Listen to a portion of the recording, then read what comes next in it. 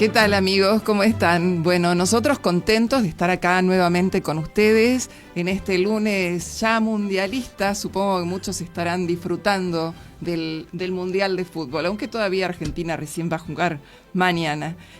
Bueno, este es Círculo Abierto, el programa del Círculo Militar, donde la tradición se encuentra con vos. José, ¿qué tal? ¿Cómo estás? Buenas tardes, Lili. Muchas gracias. Buenas tardes a nuestra querida audiencia de Radio Cultura. Efectivamente, estamos con el programa 11º. Así es. De Círculo Abierto. Completando este ciclo que hemos llamado de nuestros héroes contemporáneos, en el que nos hemos dedicado a la historia reciente, a de la guerra del conflicto del Atlántico Sur, y cerrando este ciclo hoy tenemos invitados que ahora vas a presentar, Lili, por lo que estamos muy orgullosos de estos programas que ofrecimos en el aire en mayo y junio. Si Dios quiere, el lunes que viene vamos a ofrecer nuestro homenaje a Manuel Belgrano en este mes de junio, que es el mes belgraniano, en el que se conmemora tanto su nacimiento como su fallecimiento, con la presencia de un socio del Círculo Militar que es doctor en historia, que es el doctor Diego Cejas. Así es. Y que nos va a hablar del creador de la bandera. Y vamos a tener también un interesante programa histórico de otro fundador del Círculo Militar, que fue Luis María Campos, hacia fines de junio, el 29, con otro doctor en historia, socio del Círculo Militar, que es el Teniente Coronel Morales Gorleri. Así que tenemos interesantes programas por delante. Bien. Pero presentanos a nuestros invitados de Antes hoy. de presentar a los invitados, bueno, recordemos hoy es un feriado, porque recordamos a Miguel de Güemes. Claro que sí. Y a sus infernales, que tanto hicieron por el país. Así Claro que que sí. no hay que olvidarse de todos nuestros héroes. Y hoy tenemos a dos veteranos de la Guerra de Malvinas. El general de división, Jorge Alperín, a quien agradecemos su presencia, y el coronel mayor Leandro Villegas, zapador o ingeniero. Ellos nos van a contar su experiencia, sus vivencias durante el conflicto. Les agradecemos desde ya su presencia. Pero los presentás formalmente, José. Cómo no, Lili, muchas gracias. El general de división Jorge Alperín egresó del Colegio Militar como subteniente de infantería en diciembre de 1957. Fue jefe del histórico Regimiento de Infantería 6, de historia tan extensa como nuestra propia nación. Y a cargo de dicha unidad combatió en las Islas Malvinas en la defensa de Puerto Argentino. Cursó la Escuela Superior de Guerra entre 1972 y 1974. Como comandante, ya en el grado de general, condujo la Brigada 9ª de Chubut, la 10ª de la provincia de Buenos Aires, esta última en 1987. Se desempeñó como segundo comandante del 5º Cuerpo de Ejército, como inspector general del Ejército en 1991 y como comandante del 5º Cuerpo de Ejército durante 5 años, entre 1992 y 1996. Pasó a retiro como general de división en 1997, luego de 44 años de servicio. Va a cumplir 89 de edad. Es socio vitalicio del Círculo Militar. Tiene 3 hijos, 7 nietos y está en camino ya muy pronto el primer bisnieto. Mi general, ¿desea saludar? Con mucho gusto. Bueno, yo les agradezco esta presentación y le agradezco al Círculo Militar esta idea de llevar a la gente en general parte de nuestra historia, que es en aspectos que no es común que se divulguen. muchísimas gracias a ustedes y al Círculo Militar muy en particular. Gracias a ustedes. ¿Y el siguiente invitado?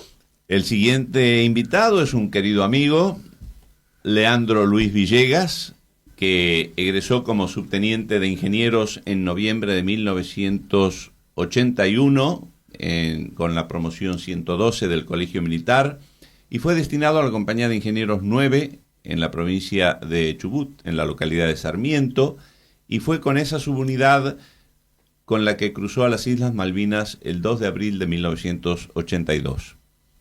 Durante la guerra combatió a cargo de la segunda sección de combate de esa subunidad en la isla Gran Malvina, Bahía Fox Este, ocupando una posición de defensa al sur de ese establecimiento. Fue designado abanderado de esa unidad y regresó al continente con esa bandera de guerra. En 1993 participó en la operación de desminado humanitario en la República de Nicaragua, en el marco de la Organización de Estados Americanos. Se desempeñó como jefe de la compañía logística de Kuwait durante 1993 en la frontera entre ese país e Irak. Formando parte de la OTAN, en el año 2000 fue designado como jefe de la Compañía de Ingenieros de Kosovo, ubicado en la ciudad de Pech. Participó como integrante del equipo argentino-británico en la planificación del desminado en las Islas Malvinas durante el año 2011. Cursó la Escuela Superior de Guerra en la especialidad de logística, fue jefe del batallón logístico en la ciudad de Resistencia, Chaco, entre 2005 y 2006, y se retiró con el grado de coronel mayor en 2018 y actualmente integra la comisión directiva del Círculo Militar. Leandro. Bueno, gracias Lili, gracias José, gracias a la audiencia por estar presentes, por supuesto a nuestro querido Círculo Militar y a Radio Cultura en este día. Gracias. No, gracias a usted. Bueno, comenzamos con el general. Usted es general en la época del conflicto de Malvinas, el conflicto del Atlántico Sur, era teniente coronel. Teniente coronel, jefe del regimiento 6 de Infantería General Viamonte. Bueno, ¿cómo fue cuando recibió la orden de alistar a su regimiento y raudamente partir hacia el archipiélago? Sí, voy a tratar de resumir el tema. Nosotros nos encontrábamos vivaqueando, vivaqueando es una palabra castrense, ¿no? Pero es en carpas, etcétera, etcétera, con los soldados recién incorporados, había servicio militar obligatorio de la clase 1963. Ya gran parte de la clase 1962, los de mejores conductas o sorteo, etcétera, ya se habían ido, estaban licenciados en sus casas, y el día 2 de abril escuché, yo tenía en la carpa una radio, y escuché que unas noticias de que se habían ocupado las islas y que habían llegado efectivos, y bueno, no entendía porque no teníamos ninguna noticia de que hubiera alguna operación de ese tipo, así que salí de la carpa poco menos que en paños menores y le dije a mi segundo jefe: ¿usted también está escuchando lo que yo escucho por la radio? Bueno, y ahí nomás aparecieron soldados, etcétera, que tenían esas radios portátiles, que habían escuchado ya la noticia, etcétera. Bueno, y ahí en más vinieron una serie de sucesos. En principio era un primer viernes, creo, que teníamos con el capellán la misa de campaña, y también él había escuchado la noticia, y bueno, terminado estos acontecimientos, etcétera, no teníamos teléfono con el cuartel, que estábamos a unos 15, 20 kilómetros, así que salí con un jeep para poder tomar comunicación con mi superior directo, que era el comando de la brigada, y así lo hice, pero encontré que el comandante de brigada, que en aquella época era el extinto general de brigada Joffre, me dijo que él se encontraba en igual situación que yo. Así que teníamos que esperar. Nadie sabía nada. Nadie sabía nada. Para todo esto, había llegado al cuartel ya la población civil, que nos pedía por favor que mandáramos banderas y la banda del regimiento a la plaza de Mercedes, porque querían festejar esta nueva noticia de forma adecuada. Y claro, no tenían por qué saber que estábamos empezando una aventura, no sé si la palabra es aventura, pero por lo menos una historia de que iba a tener no una solución muy fácil, ¿no es cierto? No tenían por qué saberlo. La gente tenían un sentimiento patriótico que, bueno, tenían deseo de expresar. Claro. Creo que esto...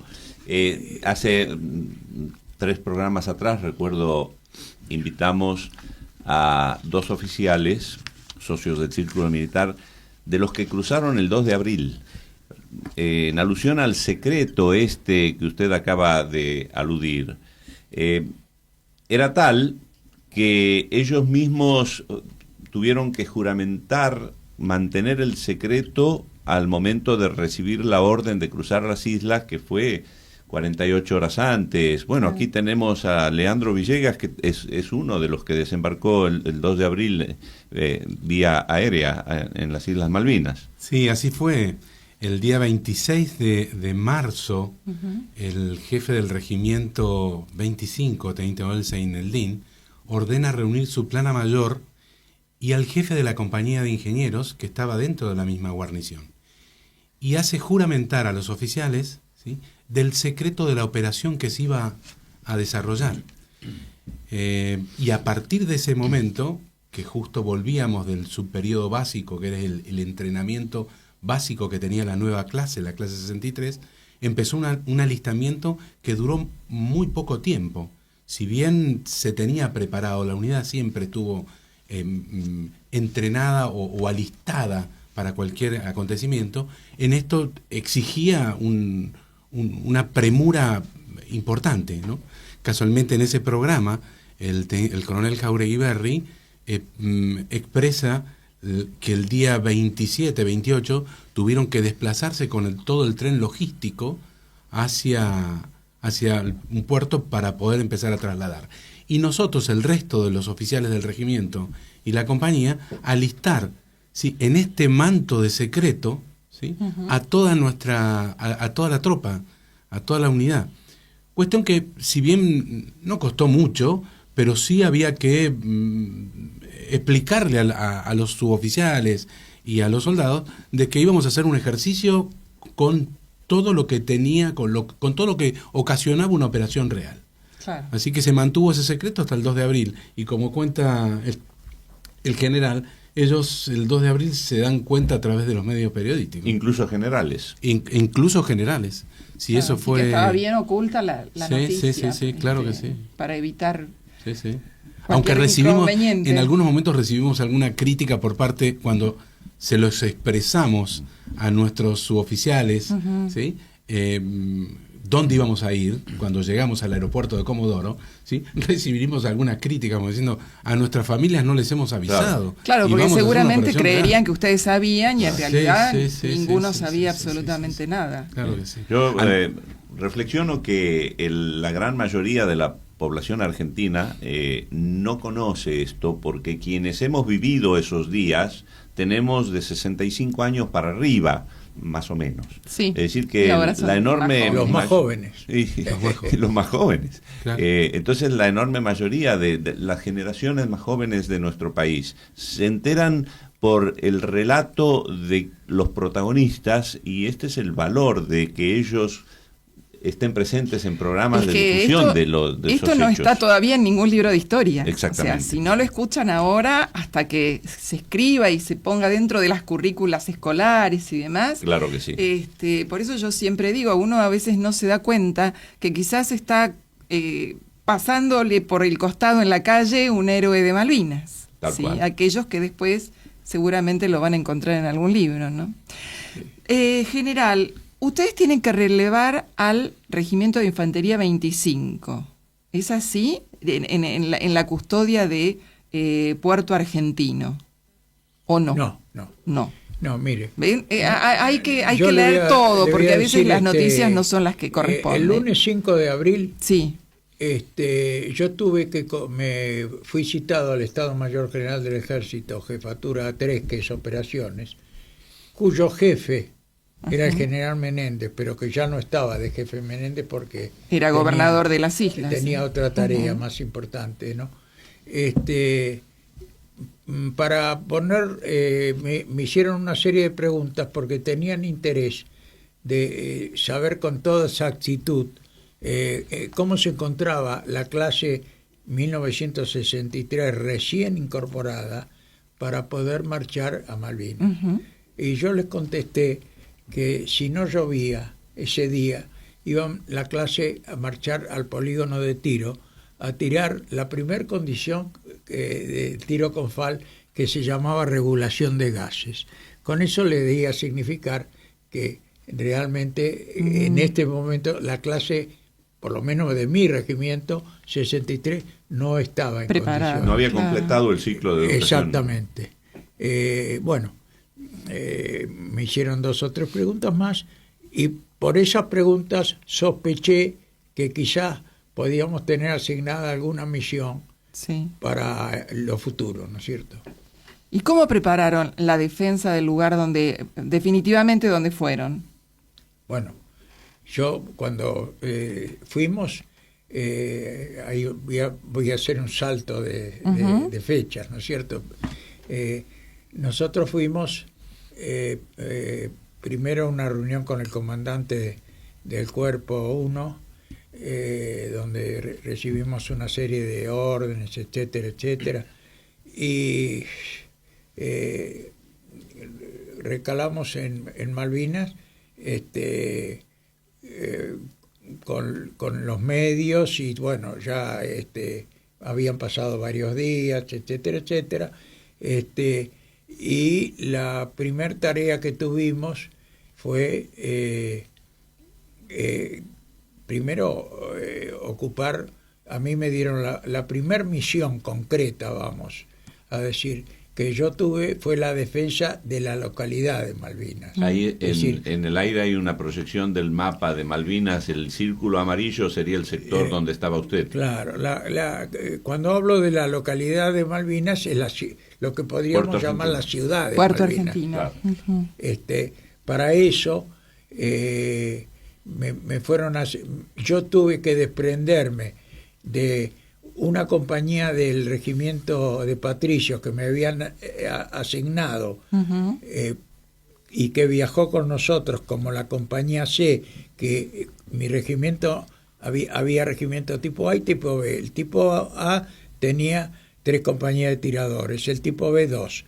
Entonces con la compañía esa de patricios hacíamos esa compañía que mi organización no tenía. Pero me sacaban esa compañía y se la pasaban al regimiento que comandaba Seineldín. Y yo quedaba con la localidad, con las tropas de ingenieros, tropas de policía militar, etcétera, todo lo que correspondía a esa misión que me habían asignado. Perdón, ¿qué día arribaron a las islas? Nosotros arribamos a las islas el día, ya le voy a decir, a ver si mi memoria me falla un poco a veces. Bueno, con toda la brigada. Alrededor del 10 de abril. El 10 de abril. Claro. Toda la brigada fue en sucesivos vuelos de Sí, aviones seguro. de la mayoría de aerolíneas, que se los transformaba en aviones de carga sin los Sin los Así asientos. Se vacío. reconfiguraba el avión. Exactamente. Ahora, la zona donde ustedes estaban era muy factible de sufrir ataques anfibios. ¿Sí? Mire, Por ser- mientras yo estaba de comandante de la localidad, yo Ajá. no iba a recibir ataque anfibio. Sí. Lo que podían recibir son las unidades que ya estaban defendiendo el sector costero, digamos Sí, así, ¿no es sí. cierto? Creo que una de las primeras unidades que llegaron fueron el Batallón de Infantería de Marina 5, Sí. y después elementos de la brigada como el 3 de Infantería, el coronel Seineldín, etcétera, etcétera, que fueron recibiendo órdenes para ocupar las posiciones y demás, ¿no? ¿Y con qué armamento contaban? Bueno, con todos el armamento que tiene un regimiento de infantería, que es sería largo enumerar, ¿no es cierto? Ujú. El portátil era el fusil FAL, pero hay unas subunidades que tienen armas pesadas, morteros 120, etcétera, secciones, ¿no? Del regimiento, etcétera. Es decir, cada regimiento de infantería tiene una organización similar, ¿no? Pero en el caso de ustedes, ¿estaban bien pertrechados o no para la situación? Para la época y los medios con que contábamos, estábamos bien pertrechados. Ujú. Ahora, que había armas que por desgaste, qué sé yo, hubieran merecido o tenido que tener a lo mejor una reparación, etcétera, puede ser. Le digo más, el Regimiento 6 tenía un depósito de movilización. Hay ciertas unidades que tienen depósito de movilización. ¿Qué es eso? El depósito de movilización es todo el armamento y elementos necesarios para armar otra unidad igual, que en caso de ser necesario, reincorporando gente de la reserva, se pueda llegar a formar otra unidad similar. Uh-huh. Pero como no se había dejado de lado hipótesis de conflicto que tienen las Fuerzas Armadas, ese depósito de movilización no se tocó para nada. Bien. Ahora, hay nombres que se destacaron dentro de su regimiento, como fue el de el coronel Vilgrela Madrid, o Aldo Franco, que estuvo la semana pasada. Ni bien llegamos, el comandante de la agrupación Ejército Puerto Argentino, que era el comandante de la 10ª Brigada, el general extinto, general uh-huh. Joffre, nombró al teniente coronel Jaimet, que era mi oficial de operaciones, más la compañía B que comandaba el teniente primero Abella, lo nombró reserva de la agrupación Ejército Puerto Argentino. Es decir, salió de mi dependencia y pasó a depender directamente del comandante de la brigada. Uh-huh. Y fueron al norte.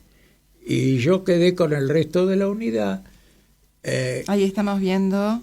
Con el resto de la unidad y me pasaron la compañía del regimiento 25 nuevamente a mí. A sus órdenes. Es decir, se los volvieron a sacar a Seineldín y volvió a mi mando como cuando salimos de... Sí, ahí en el mapa, uh-huh. mi general, se observa al regimiento 6 en dos lugares, al extremo derecho y al extremo izquierdo, por la fracción que había segregado para enviar hacia... A órdenes del mayor Jaimet. Cerca de Montelongno, eso es Wireless Ridge. Es al sur, entre Montelondon y Tumbledon. Claro, uh-huh. Es decir que ese es uno de los lugares donde combatió sus regimientos.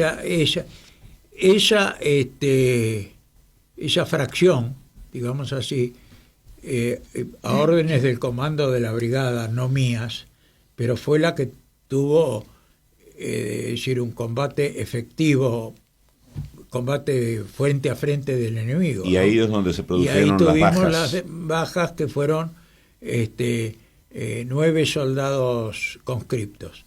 Nosotros tuvimos en nuestro sector 2 bajas de 2 suboficiales, una cosa increíble, 2 suboficiales que estaban en una casa uno era el encargado del rancho, que tenía un momento de descanso, pobre, porque había venido desde la zona de Olivera sin descanso, y era el que preparaba la comida, etcétera. Había dejado a un suboficial a cargo de eso por un tiempo, y el encargado de la compañía de comando, que era el que tenía la responsabilidad de mantener el contacto con los aviones o la estación de correspondencia, etcétera, etcétera. Esta gente, la noche del día 14, lamentablemente salió, suponemos que tendría alguna necesidad, y les cayó una bomba y los mató a los dos. El destino. Hacemos una pequeña pausa y enseguida seguimos. Gracias. Zeta Films presenta la nueva gran ópera prima del cine italiano. El pequeño Nico es enviado a pasar un verano en Sicilia en la casa de su anciana tía. Él es un chico moderno y tímido de la gran ciudad. Ella, una anciana apegada a la tradición. Entre ambos nacerá una historia de cariño y comprensión. Una sensible comedia del nuevo cine italiano. Un film de Margherita Spampinato. Gioia Mia, un verano en Sicilia. Ganadora del premio especial del jurado y del premio a la mejor actriz en el poderoso Festival Internacional de Cine de Locarno. Zeta Films presenta una cálida y simpática mirada a la aventura de crecer. Gioia Mia, un verano en Sicilia. Sensacional estreno, jueves 2 de abril, solo en cines. Abrimos una ventana para observar, descubrir y compartir. Un recorrido posible, un lugar, una escena, una idea, una conversación que se despliega sin prisa, con atención al detalle y al contexto. Veme, con Analía Pinto. Los miércoles de 14 a 15 por Radio Cultura.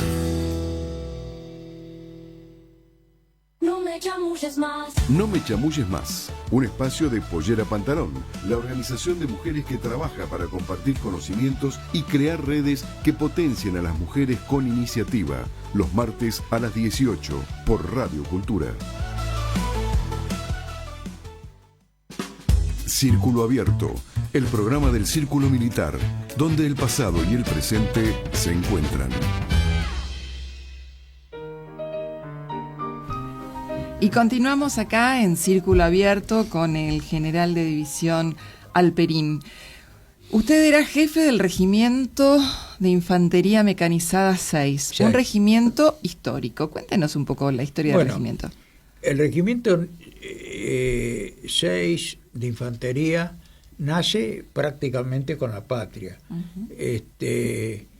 Nace 6 meses después de que se crearan los 3 primeros regimientos, que era el Regimiento 1, 2 y 3 de Infantería. A los 6 meses nace el Regimiento 6. 1810. 1810, sí. Y es designado el general, el coronel Viamonte como su primer jefe. ¿Dónde tenía asiento? Tenía asiento en el norte, y bajo la supervisión de el general Balcarce y de el miembro de la primera junta Castelli, que había sido enviado para casualmente controlar, digamos así, estas operaciones que se estaban realizando en esa oportunidad.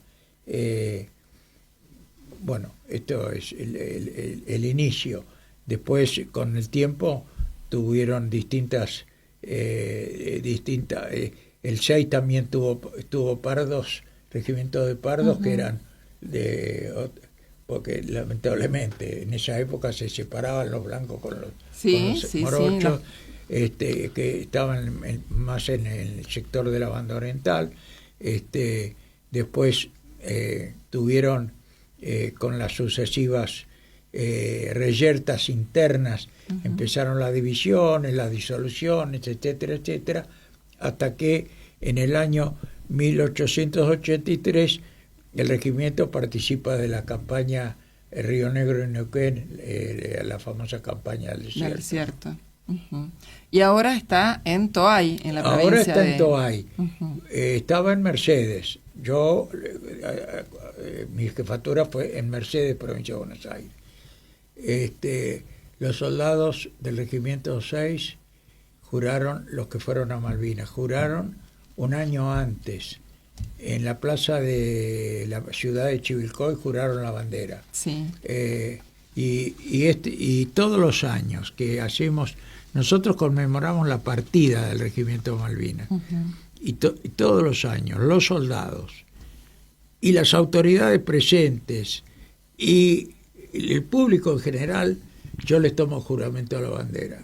Y es un momento muy emotivo y realmente la población en general, el sí juro, sale de adentro con una fuerza terrible, ¿no? Muy bueno. Me imagino. Ese regimiento 6 fue en un momento de su historia conducido por Luis María Campos, ajá, que en 1867 con él condujo la batalla de San Ignacio, de la Organización Nacional.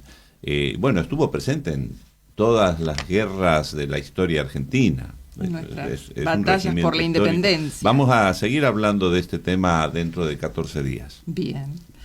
Bueno, y nuestro siguiente invitado, ya lo presentamos, el coronel mayor Leandro Villegas, es ingeniero, zapador, que también tuvo un desempeño importante y raro en Malvinas. ¿Por qué digo raro? Porque es algo que no se conoce demasiado. Ustedes tenían que defender un lugar, pero mejor cuéntelo usted, ¿qué fue lo que crearon? Particularmente la compañía de ingenieros, cuando uh-huh, se traslada desde Puerto Argentino a Bahía Fox Este, donde llega a ser el lugar, la misión que tiene, a través de su jefe, el entonces mayor Oscar Minorini Lima, organiza un punto fuerte. Como no teníamos apoyos, eso iba a ser un punto fuerte y había que tratar de resguardecerse de la mejor forma, con posiciones bien establecidas. En el lugar podíamos cubrir cierto frente, pero había otros frentes que quedaban expuestos y que eran difíciles de cubrir. Y por ocurrencia de nuestro jefe, el que acabo de decir, el mayor Minorini Lima, que era ingeniero militar, decide crear armas simuladas, con la particularidad de que debían ser construidas de noche. Porque para que no los vieran. No solamente para que no los vieran, sino porque decía que podíamos estar siendo observados. Uh-huh. Y recayó la misión en la sección mía. Yo no la tomé con mucha alegría a esa misión. No iba para eso, porque no solamente no iba para eso, sino porque tenía mis tareas. Yo estaba terminando de entrenar a mis soldados, determinando sectores de fuego para las ametralladoras, para mis cañones, fortaleciendo mis posiciones, y tenía que tener otras posiciones a retaguardia por si necesitaba. O sea, estaba muy ocupado. Uh-huh. Y empezamos a armar los cañones, cosa que yo realmente no sabía. Tenía idea de los cañones que había visto en películas y mi poca formación como subteniente en el área de cañones. Así que me desplazaba a la noche con un grupo de soldados, requisábamos los caños, que eran caños de fibrocemento, negros, de cloacas uh-huh, y demás, con algunas bolsas en ese momento de alpilleras, donde traían granos para los animales, y empezamos a traslado con ruedas de algunas motos y algunos carros, y empezamos en un sector que estaba expuesto a fabricar armas simuladas. Yo le había dado poca vida a eso, diciendo no va a tener una trascendencia, pero era una parte de una misión, claro, terminaba, cumplía. Para la audiencia que no es especialista en esto, ¿cuál era el objetivo de las armas simuladas? Atraer el fuego de la artillería. Claro, engañar al enemigo. Los bombardeos por parte de los británicos, de las fragatas que se turnaban y que teníamos casi todas las noches, ese bombardeo, siempre caían muy bien observados sobre las posiciones nuestras. Claro, era el señuelo que ponían, claro, para y que... creamos ese señuelo, ¿sí? Y que realmente fue muy efectivo, porque al momento de terminar el conflicto, la guerra, lo primero que la fracción que toma el alto el fuego y que se desplaza a la compañía británica, lo primero que quiere pedir es la rendición de todas esas armas, la inutilización de todas esas armas de apoyo, que cuando se dieron cuenta de que eran el mayor Minorini, en inglés, que hablaba muy bien inglés, le reporta diciéndole que esas armas eran armas simuladas. Yo estaba enfrente porque reunieron a los pocos oficiales que había ahí, éramos 5 nada más, y se sorprendió el marino que nos tomó esa rendición, ¿sí? Avisándole el costo que le había llevado a la reina en munición, ¿no?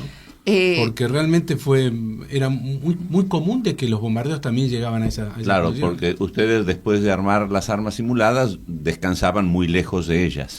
Claro, yo estaba exactamente a 1 kilómetro más o menos de esa. Eran bombardeos claramente a nosotros, a las posiciones, y a ellos. Eran muy sectorizados, muy bien ubicados esos bombardeos. Sobre las posiciones, sobre las armas simuladas y en un momento sobre el puesto comando donde estuvo el mayor Minorini, donde tuvimos un herido, ¿no? A mí me llamó la atención que estuve leyendo un poco sobre el tema, porque realmente fue una teatralización increíble. El armado, escenografía. Esta es la compañía cuando está saliendo hacia las Islas Malvinas. Ese fue el primero, yo recuerdo en ese día que era cuando terminamos de formar con armamento, con munición, no llevábamos munición de fogueo, llevábamos munición de guerra. Pero ese día ya sabían que iban a las Islas Malvinas. El que sabía era yo. Ajá. El único final. El juramento fue a los oficiales nada más. Uh-huh. Los soldados y los suboficiales no lo sabían. Y ellos tampoco habían jurado la bandera, porque era la clase 63. Que recién, claro, y ese es el subteniente Villegas con la bandera en las Islas Malvinas. Sí, ese también recuerdo claramente. Estábamos todos en las posiciones, ahí no se ve bien, pero ya estábamos enmascarados, estábamos consolidados en nuestras posiciones. Y el mayor ordena, le manda una estafeta, que tome la bandera, nuestra bandera de guerra, ¿sí? Y que inmediatamente, dejando una pequeña fracción en las posiciones, toda la compañía se reuniera en un descampado que teníamos entre las posiciones y el puesto comando donde estaba él, porque iba a hacer juramentar la bandera a nuestros soldados. Qué lindo. Y el día 26 de abril, de abril, 26 de mayo, de abril, sí, hace juramentar la bandera a todos los soldados. Qué recuerdo para que aquellos que le hicieron jurar la bandera en territorio malvinense. Les recuerdo a mis soldados el orgullo de haber jurado la bandera. No cualquiera. En suelo patrio, ¿no? Muy bien. Para completar la idea, lo que había leído era que en esas, digamos, escenografía que habían preparado, se tomaban la molestia de dejar huellas, como para que si vieran que había movimiento de gente, y después hicieron también como una explosión a distancia. Sí, no solamente eso, sino que hacíamos circular parte del camión que traía, que acercaba la comida desde la cocina. Para que sea una huella pesada.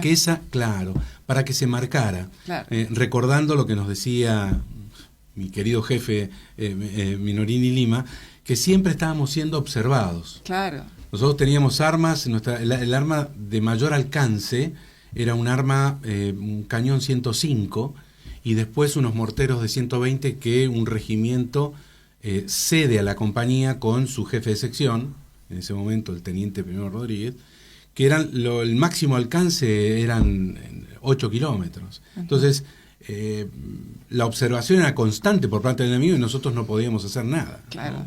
¿Y la explosión cómo la hicieron? No, la explosión era parte de las simulaciones que por ahí uno hacía, que nosotros, cada tanto yo quería ver cómo funcionaban los fuegos de mi sección y demás, y habíamos preparado algunas trampas explosivas, y bueno, parte de esas trampas explosivas yo quería ver si funcionaban, que no se mojaran las mechas, porque en ese momento se usaba una mecha rápida, que había que tenerla seca siempre, claro, ¿no? Pero me parece fantástico y es algo que digamos que los británicos también destacan en el ingenio de los soldados argentinos, del ejército argentino, de esas cosas. Las carencias son las carencias, bueno, son las que pero obligan exactamente, crean esta inteligencia, esta rapidez mental para actuar en el momento. Mérito de mi jefe. Bueno, pero del que participó. Pero hay otra historia, usted era el abanderado.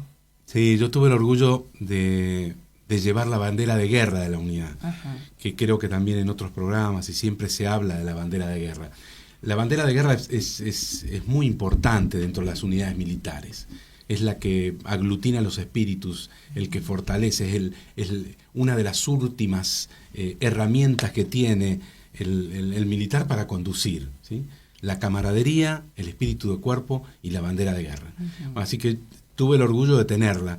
Si bien al principio la tenía en mi pozo, pero después con la formación del pozo, de las distintas inclemencias del tiempo, yo la saqué y la dejé en otro lugar, ¿sí? Cerca del puesto comando, donde permaneció ahí, hasta el momento de la rendición, que ahí es cuando mi jefe nos llama a los jefes de sección y da distintas misiones de elementos que teníamos que destruir para no dejarlos habilitados, enemigas, claro. ¿sí? Porque no sabíamos en qué condiciones iba a ser la rendición, que después supimos que fue incondicional y que tuvo una serie de puntos.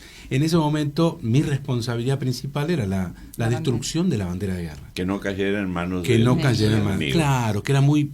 Para los británicos no era tan significativo. Ellos fue significativo en otras épocas. Sí. Claro. Pero tienen otra historia de claro, guerra que tienen no otra tenemos historia. nosotros. Nosotros guardamos esa historia y siempre el día de hoy sigue siendo nuestra bandera de guerra algo muy Pero importante. nosotros recibimos, yo pregunté al comando de brigada, el 14, qué hacíamos con la bandera que teníamos guardada y me dijeron que había que incinerarla.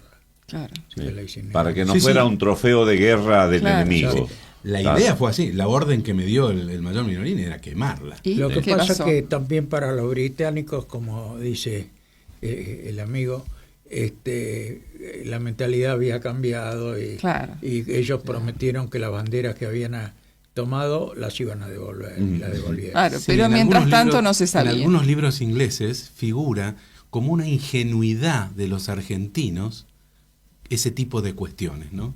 Esos cantos, el No, resguardo pero de- en otra época fue en de la los bandera. ingleses también. Bueno, eso. no, por supuesto, por eso te decían, Sí, los sí. viejos regimientos era Y nosotros tenemos trofeos todavía británicos. Claro. Por eso, claro. Ese casualmente en otros programas lo Sí, sí. comentaron. Bueno, ¿y qué pasó? La cuestión es que yo empiezo a quemar todo eso, yo sin pensarlo. Recuerden que yo tenía mis primeros años de vida militar, así que no Claro. dudé en hacer eso. Empecé a quemar la cuja, sí, Parte por los parte. hierros los enterré, ¿sí? Que Dios sabe dónde estarán ahora. Y cuando iba a quemar la bandera se me ocurre, como ya estaba fuera de mis posiciones, estaba cerca del puesto comando, donde estaba la bandera, se me ocurrió decirle al mayor, ¿y si la llevamos? Yo trato de llevarla escondida, ¿sí? Si bien mi intención en un momento era descoserla, pero realmente no tenía tiempo Claro. y ya los británicos Están estaban encima. sobre nosotros. Así que sencillamente me la puse bajo la ropa. Ni siquiera descosí, no tuve tiempo de descoserla para esconderla en otro lado. Así que la llevé de chiripá. Y fue pasando, tuvimos como 4 controles.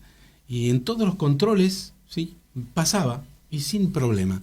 Hasta que en el último, en el último y previo, el último control y previo a nuestro descenso en Puerto Madryn, nos hacen una inspección distinta al resto. Y yo, ya un poco acostumbrado a esas inspecciones, me envalentoné como que va a pasar, es una más que va a pasar. Y en uno de los palpeos, nos estaban palpeando, yo me hice en medio el chispirito ahí nomás como Gracioso. el gracioso, y me separaron de un empujón, me desnudaron de otra forma y me sacaron la bandera. Cuando me sacaron la bandera estaba el mayor Minorini al lado y automáticamente él, ¿sí?, intercepta y habla sobre la bandera. Esa no es la bandera, esta es de la unidad. La toma la bandera y la tiene que entregar. Así que ese fue uno de los momentos de angustia más fuertes en el caso mío, después de haber pasado todo, y aparte porque había sido mi idea llevarla, Si yo lo hubiese quemado, se hubiese quedado todo así. Bueno, le sacan la bandera al mayor e inmediatamente empezamos a hacer el descenso. Yo me he visto y como estábamos separados, soldados, suboficiales y oficiales, empezamos a bajar al puerto. Y cuando bajamos, aparece un oficial, Zielinski, del Regimiento 8, que a alguien del barco le entrega la bandera de guerra a él y él la entrega a la compañía 9, ¿no? Bueno. Con mucha alegría, Me imagino. después volvió esa bandera de guerra y hoy... Le volvió el alma al cuerpo. Claro, Sí, cuanto realmente. más valor le da a esa bandera Sí. la historia que ha pasado. Kalisinski, Ajá. era el teniente primero Kalisinski del Regimiento 8. Bien. Realmente Hacemos muy la última pausa y seguimos Sí. charlando. Círculo Abierto, el programa del Círculo Militar, donde la tradición se encuentra con vos.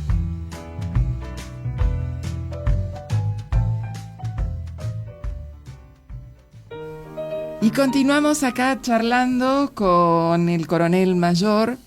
Y usted también intervino en el desminado. Sí, esa es una linda, un trabajo importante que posterior a la guerra y sobre la Convención de Ottawa, que es la prohibición de las minas antipersonales, que en el año 1999 se estipula a todos los países que ratificaron. Inglaterra y Argentina lo habían ratificado ese acuerdo, que los obligaba al poseedor de la tierra, ¿sí?, a hacer todos los trabajos necesarios para que se devolviera la tierra a los habitantes sin las minas. Claro.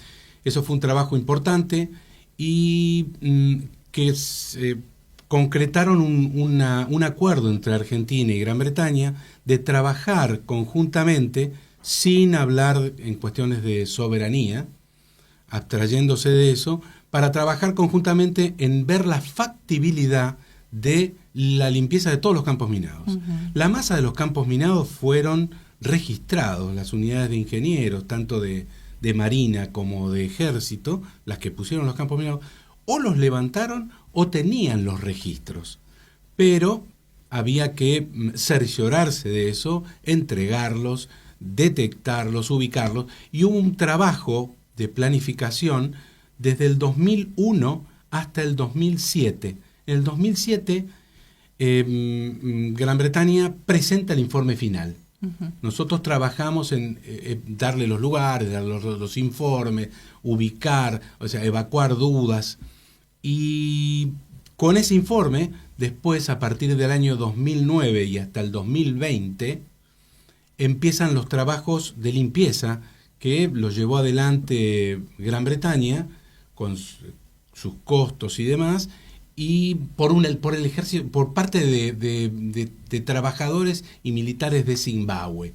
Así que en noviembre de 1922 se terminó el desminado y quedó libre de minas las Islas Malvinas, ¿no? Bien, interesante.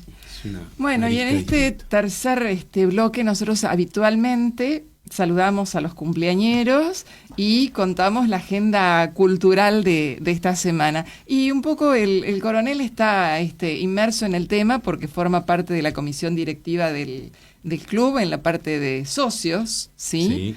¿Y qué beneficios tiene hacerse socio del Círculo Militar? Bueno, realmente es un privilegio, hay mucho de sentido de pertenencia de esto. Hay beneficios, el Círculo Militar tiene beneficios para sus socios, pero lo más importante es la pertenencia. Es esa llama sagrada a la institución, el honor al espíritu de cuerpo que siempre nos aglutinó y que con el que nuestro fundador, el coronel Nicolás de Valle, formó esto. El Círculo Militar está abierto a todos, principalmente a los militares egresados del Colegio Militar, a las personas de la reserva del Ejército, a sus familiares, y también está abierta las puertas a los civiles que quieran formar parte del Círculo Militar.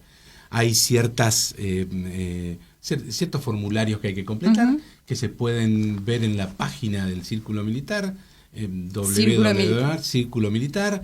.org, y ahí lo estamos viendo en la pantalla. Exacto, todos los detalles como para inscribirse. Hay un formulario ya digital, ya no hay que completar papeles. Ese formulario genera un correo que nos llega a socios e inmediatamente se toma contacto con la persona que se quiere asociarse. Y después tienen beneficios, los más cercanos y los más cotidianos, digamos así, son descuentos importantes en los restaurantes de Croque Madame, tanto en el Palacio Paz, como también algunos descuentos en Olivos, en el restaurante Arauz. Y después tenemos precios corporativos en algunos hoteles de Capital Federal para los que vengan, y en el hotel puntual Palacio Paz, siglo XXI, ¿no? Tienen un gimnasio también. Tenemos gimnasio, Sport Club, la otra facilidad, el otro beneficio importante es Sport Club, ¿sí? Hay un 60% de descuento a todos los socios. Es importante. Yo quería agregar que cuando nosotros nos recibimos de subteniente hace ya muchos años, en el año 1957, la primera actividad que tuvimos fue la recepción que nos hizo el Círculo Militar. Era tradicional. ¿No se hace más? Sí. Sí, me parecía. Y todos era inconcebible que uno nos hiciera socio del Círculo Militar, aunque la mayoría, el padre de acá del amigo que era compañero mío fue a Las Lajas, yo fui a Zapala, no usábamos el Círculo Militar, pero uno lo mismo lo seguía, claro. No se concebía que un oficial no fuera socio del Círculo Militar. Pues las épocas fueron cambiando, claro. Y bueno, pero ahora está mejorando. Bien. Está mejorando la masa societaria, y los usos del Círculo Militar, casamientos, fiestas, reuniones, etcétera. Muchos eventos y además, bueno, la agenda cultural, ahora tenemos la vamos a agenda, ver. ¿Cómo no? Que es muy importante. Tenemos la agenda de la semana. Ahí la vemos. Antes vamos a saludar a los cumpleañeros de la semana, empleados del Círculo Militar. Esta semana cumplió años el 10 de julio, Silvina González. Así que para ella, nuestro afecto y saludo de cumpleaños. Ahí tenemos en pantalla la agenda para esta semana que hoy inicia, que a pesar de ser feriado, tenemos la clase de arte y además tuvimos al mediodía la visita guiada y dentro de una hora inicia la Gala Lírica Show de los Tres Tenores. Ustedes saben, la Gala Lírica es un espectáculo muy distinguido del Círculo Militar que ofrece la empresa Gala Lírica Show con cantantes del Teatro Colón, artistas del Teatro Colón y bajo la dirección de María José Maito. Así es que les recomendamos hoy dentro de una hora y el fin de semana nuevamente. Tenemos además el jueves la visita guiada habitual a la planta de los salones a las 15:30 y a las 19:30, ese día jueves 18, tenemos show de tango en el Salón Levalle con el cuarteto Hora Cero. Igualmente nuestra recomendación, ahí tienen los bailarines en el ángulo superior derecho y el grupo Hora Cero ejecutando tango. Tenemos el día viernes una visita guiada para quienes quieran conocer el Palacio Paz a las 19 horas con lírica. El sábado tenemos los desayunos con historia habituales que dicta nuestro historiador Eduardo Lázari. En esta oportunidad, en un mes belgraniano, va a hablar este sábado 20 de Manuel Belgrano, el otro padre de la patria. Y el domingo el show de tango del mediodía es con la participación de Raúl Lavie. Así que nuestra invitación a todos el domingo a las 12, nuestros bailarines de tango y Raúl Lavie con el cuarteto Hora Cero. Finalmente el domingo también a las 19 horas, Gala Lírica presenta Carnaval veneciano. Y ahí están en el ángulo superior derecho las imágenes de Carnaval veneciano, de Gala Lírica Show. Realmente un espectáculo que merece verse, están todos invitados. Bueno, la verdad que es muy lindo para entretenerse. Y hasta aquí llegamos con este programa de Círculo Abierto, el programa del Círculo Militar.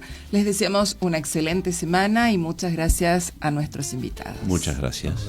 A ustedes por esta jornada tan importante de Malvinas que han llevado adelante. Muy Gracias. bien.